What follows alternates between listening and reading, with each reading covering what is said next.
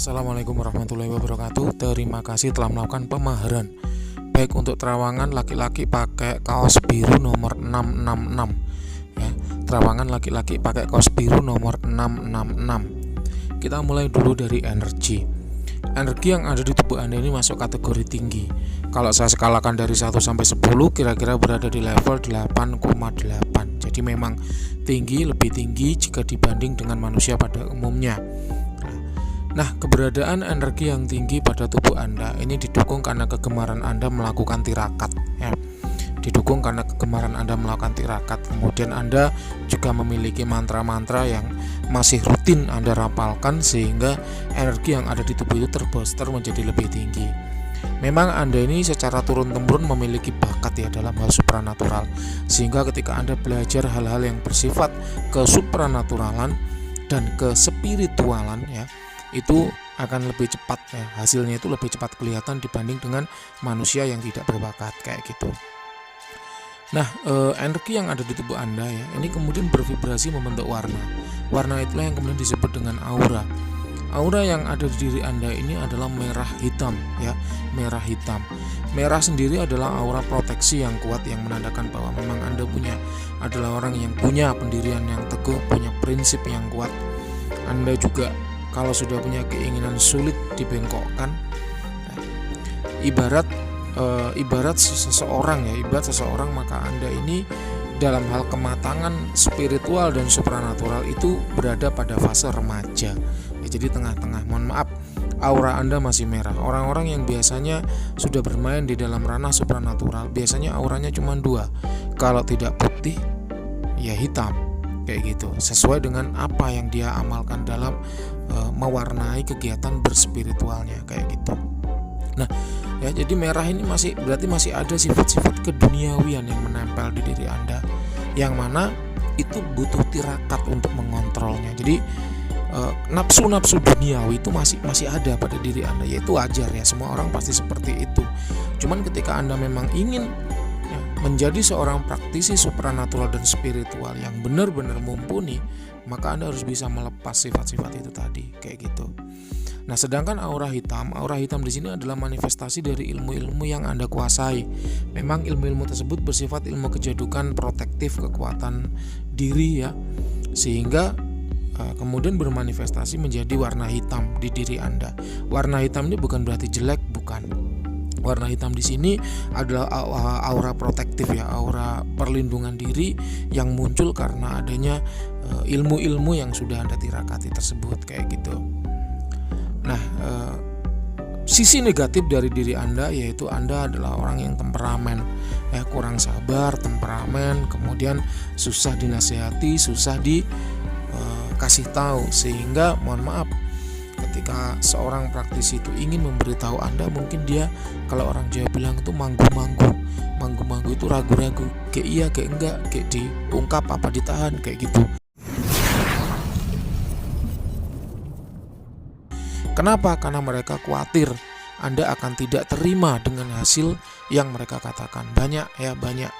Banyak orang-orang seperti itu. Jadi ada kekhawatiran pada diri praktisi supranatural ketika ingin mengungkap ya diri Anda yang sesungguhnya itu nanti jangan-jangan nggak terima. Dan itu yang sering saya jumpai ya, ketika orang-orang memahar terawangan, kemudian mereka inginnya dibilang hebat, inginnya dibilang kuat, inginnya didampingi khodam raja-raja.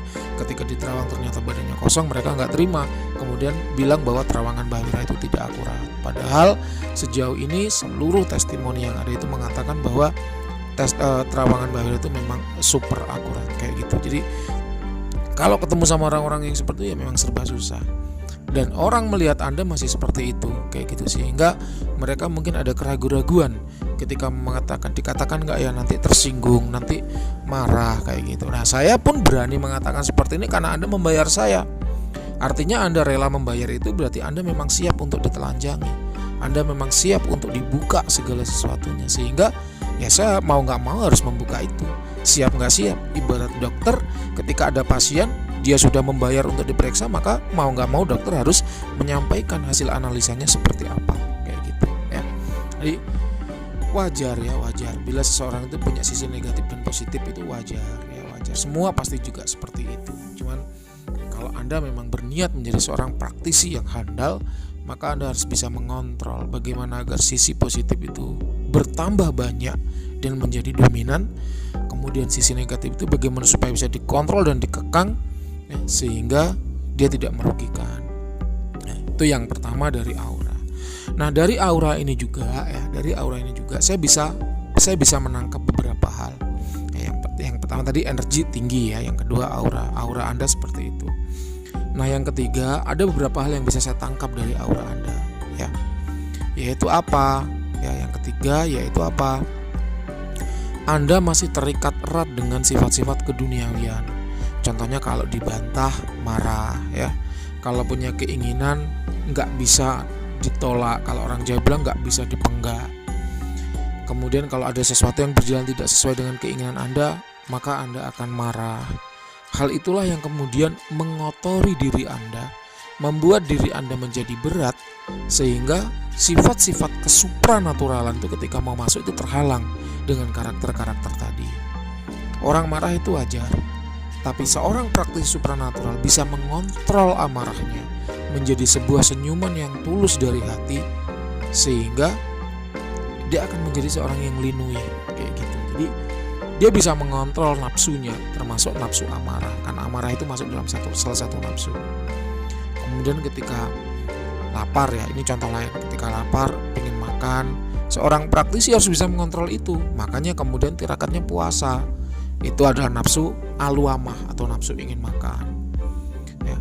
Kemudian kalau ingin berhubungan badan dengan wanita, ya nafsu mutmainah.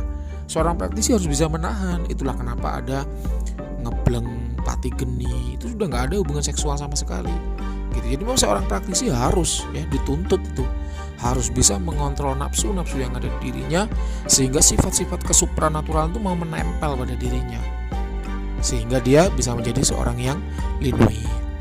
Selama Anda masih belum bisa mengontrol hal tersebut, maka sifat-sifat kesupranatural itu ya masih mongga-manggu, setengah nempel, setengah lepas, setengah nempel, setengah enggak, setengah dekat, setengah jauh kayak gitu. Jadi itulah yang membuat, ya, Anda mungkin mengalami hambatan-hambatan. Kenapa kok tubuh Anda ini banyak rahasia, tapi rahasia-rahasia itu belum sepenuhnya terbuka kayak gitu, ya. Itu yang ketiga. Yang keempat, terkait dengan karakter Anda yang keras dan susah menerima pendapat orang lain, itulah yang membuat beberapa praktisi sebelumnya itu ragu-ragu ketika mau membuka Anda itu apa adanya. Karena itu memang karakter, dan seorang praktisi pasti bisa membaca itu, karena itu terlihat jelas sekali di aura. Ya, oleh karena itu mereka mungkin ragu-ragu, yang menjadikan mereka ragu-ragu ketika mau membuka apa adanya.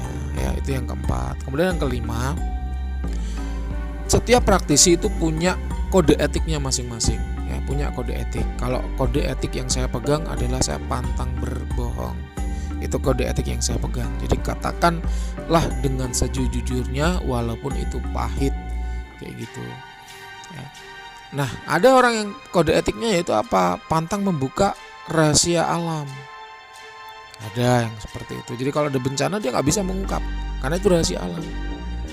Ada lagi praktisi yang pantang membuka masa depan. Nah, saya termasuk yang itu. Tapi kalau terpaksa saya masih bisa membuka. Tapi ada praktisi yang pantang membuka masa depan. Kenapa? Kalau masa depan itu diungkapkan, dia akan berubah. Kayak gitu. Nah, itu kode etik masing-masing, dan itu berbeda-beda tiap orang. Jadi ketika Anda bertanya kepada saya, apakah memang ada peraturan semacam tidak bisa membuka apa adanya seluruh rahasia yang ada di tubuh? Enggak mesti. Tergantung orangnya, kode etiknya bagaimana. Kayak gitu. Ya. Tuh, itu masing-masing orang tidak sama. Kemudian yang selanjutnya yang kelima, ya. Yang keenam, ya. Ini yang keenam.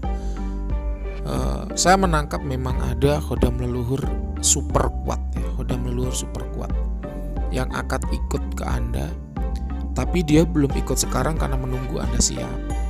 Kapan Anda siapnya? Ketika Anda lanjut tirakat. Kapan Anda lanjut tirakat? Ketika Anda sudah bisa mengontrol hal-hal yang bersifat negatif, ya, nafsu duniawi pada diri kayak gitu. Jadi aura merah yang ada pada diri Anda itu memang beda-beda, ya. Ada yang aura merah itu hasilnya oh ini begini-begini, kalau aura merah yang lain oh itu begitu-begitu. Praktisi yang auranya merah oh begini-begini. Nah, Anda khusus untuk diri Anda, aura merah pada diri Anda itu bukan mencerminkan karakter yang minus, bukan, melainkan karena adanya kekurangan dalam pengontrolan nafsu duniawi. Jadi pembacaan masing-masing orang tidak sama. Anda boleh mendengarkan hasil terawangan Mbah Wira yang auranya merah banyak sekali, tapi terjemahan dari masing-masing aura merah itu tidaklah sama. Dan khusus untuk Anda ada itu tadi, Anda sebenarnya orang yang bertanggung jawab ya. Anda sangat matang ya dalam hal kedewasaan, tapi dalam hal kesupranaturalan Anda masih berada di level tengah-tengah gitu loh. Remaja lah kalau saya bilang. Jadi wawasan yang bersifat duniawi ya, atau material ya, materi, dunia itu kan materi ya, bersifat materi, itu tidak selaras atau tidak serasi dengan wawasan Anda yang bersifat immateri atau ranah energi. Karena goib dan supranatural itu ranahnya ranah energi.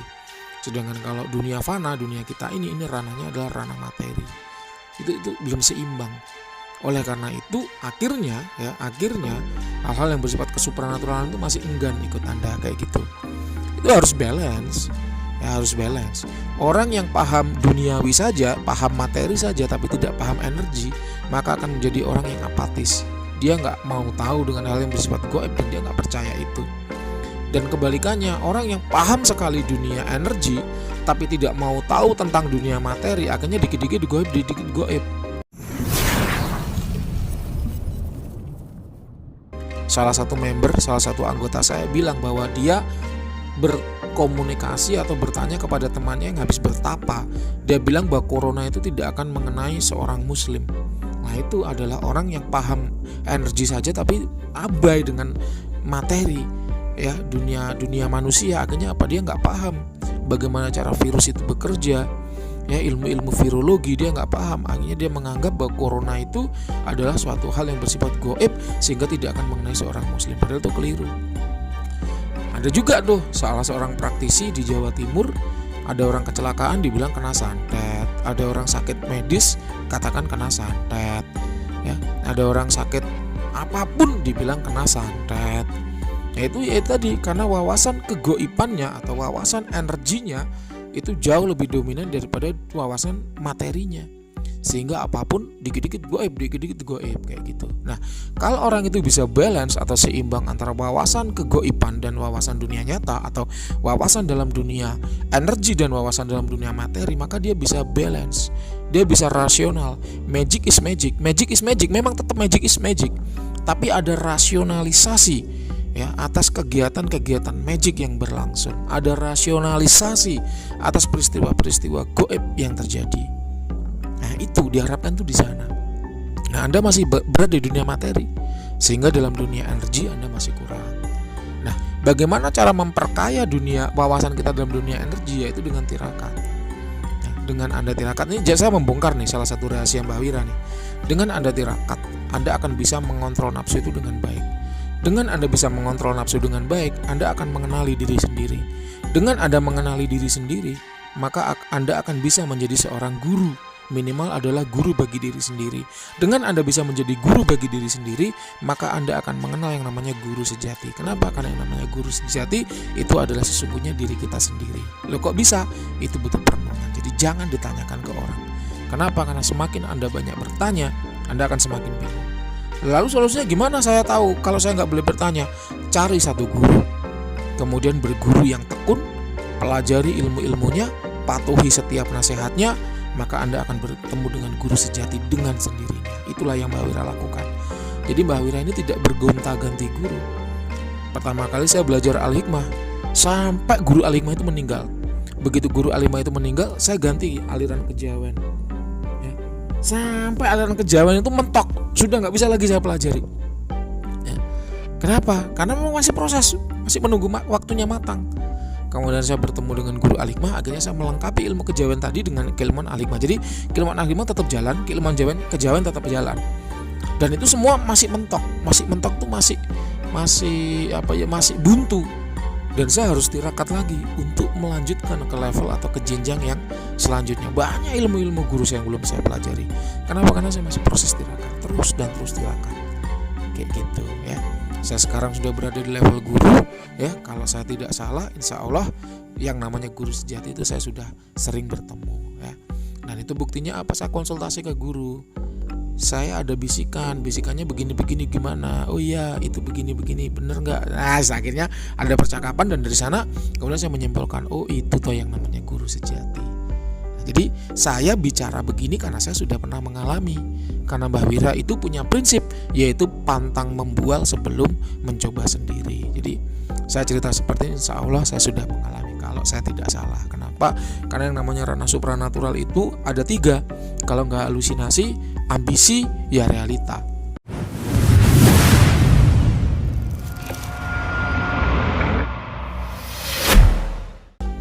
Nah, bagaimana membedakan antara halusinasi, ambisi, dan realita? Yaitu butuh bimbingan seorang guru.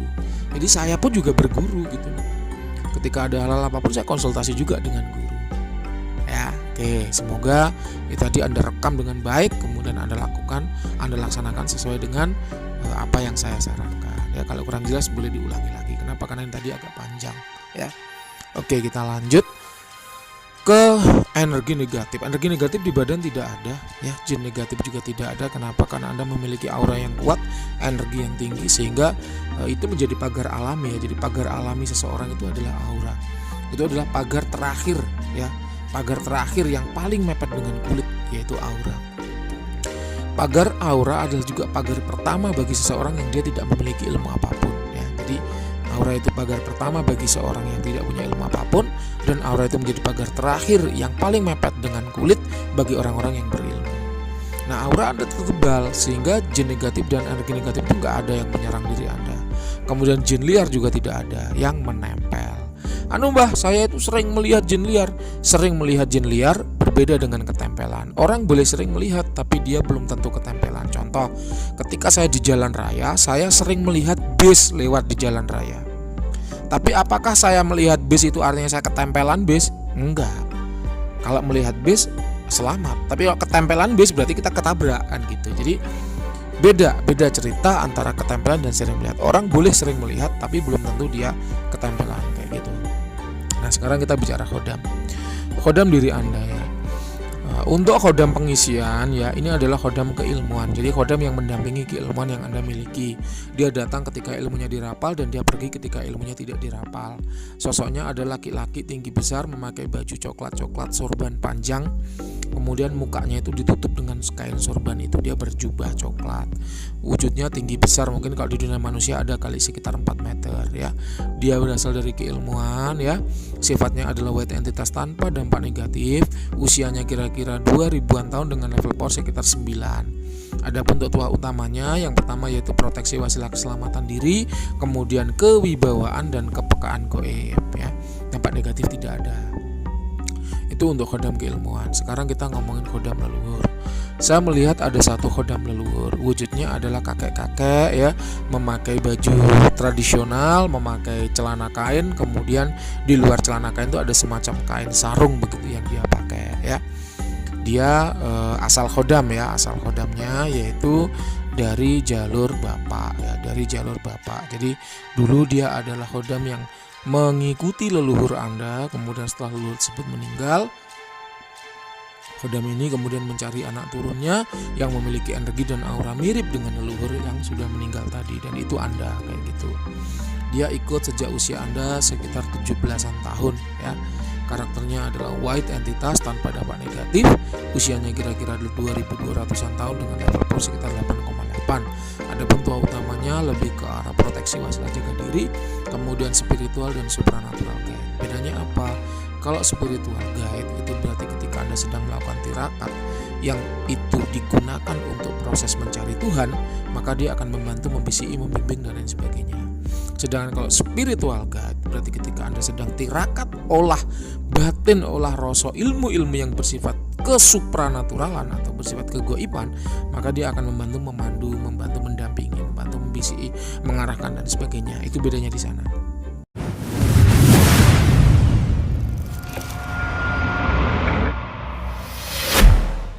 Nah, ini tanpa dampak negatif juga, ya. Nah, dia memberikan informasi ke saya bahwa akan ada satu khodam leluhur yang lebih tinggi ilmunya yang akan ikut ke Anda, ya. Dia asalnya sama dari jalur bapak juga, tapi posisi dia adalah guru atau sesepuh atau raja atau yang dituakan oleh khodam yang kakek-kakek ini tadi ya. Dia belum ikut Anda, belum, tapi akan. Wujudnya ada laki-laki memakai baju terusan panjang warna putih ya, ada totol-totolnya hijau, mukanya putih bersinar nggak kelihatan. Jadi kayak apa ya, kayak mumi ya, kayak mumi panjang begitu. Bajunya itu baju longgar, mohon maaf bukan kayak mumi ya, bajunya itu baju longgar begitu loh ya, tapi terbungkus semua tubuhnya dari atas sampai ke bawah, wajahnya nggak kelihatan karena bercahaya. Dia asalnya dari dimensi lain ya, asalnya dari dimensi lain, bukan tidak terikat dengan dunia manusia. Kemudian dia levelnya lebih tinggi, usianya lebih tua, tapi dia tidak ikut ke Anda karena Anda belum siap. Lalu kapan Anda siapnya? Ketika nanti akan tirakat ya, kayak gitu. Jadi perlu tirakat untuk membuat dia mau ikut dengan Anda kayak gitu. Oke. Sekiranya itu yang bisa saya terawang dari diri Anda. Kalau ada yang kurang jelas nanti boleh ditanyakan lewat WhatsApp ya. Oke, sekarang kita ke tombak ya, tombak. Oke. Tombak ini berkhodam ya, tombak ini berkhodam. Sosok khodamnya adalah wanita, rambutnya digelung ya, kemudian memakai baju hijau-hijau panjang ya. Ini asal khodamnya yaitu dari daerah Jawa Tengah ya. Kalau asal tombaknya saya tidak tahu, tapi kalau asal khodam itu dari daerah Jawa Tengah. Usianya kira-kira 1600-an tahun dengan level power 9. Tapi ya ada tapinya. Ini tidak cocok atau belum ditayuh ya dengan pemiliknya, sehingga belum jodoh, belum ketahuan jodohnya. Ibarat wanita itu sudah serumah dengan pemiliknya, tapi belum jadi istrinya, belum diijab kabul, sehingga belum bisa ditiduri. Ibarat dunia manusia itu kayak gitu. Jadi ini boleh Anda miliki, tapi dia belum ditayuh sehingga belum ketahuan jodohnya siapa atau dia sinungnya dengan siapa kayak gitu. Nah, adapun untuk tuahnya ya, ini lebih ke arah keselamatan, wasilah jaga diri, kemudian kewibawaan dan kekuatan fisik gertakan ya.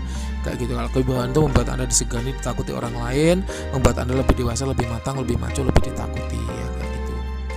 Dia menakutkan, bergerak, mematikan. Nah, ini untuk perawatan ya, ini sayang sekali ya, ini dicuci bersih harusnya ya. Dicuci bersih, setelah dicuci bersih kemudian diwarangi sehingga muncul motifnya. Setelah diwarangi bersih ya, dicarikan warongko ya yang bagus begitu. Kemudian kalau untuk offering ini bagusnya dikasih kembang setaman, kopi pahit, dan dibakarkan dupa cendana ya, nggak usah dioles minyak. Kalau mau dioles minyak cukup dioles minyak singer ya, supaya bilahnya tidak kotor. Oke, itu yang bisa saya sampaikan untuk diri Anda. Silakan nanti yang kalau kurang jelas bertanyakan ya. Terima kasih, selamat malam.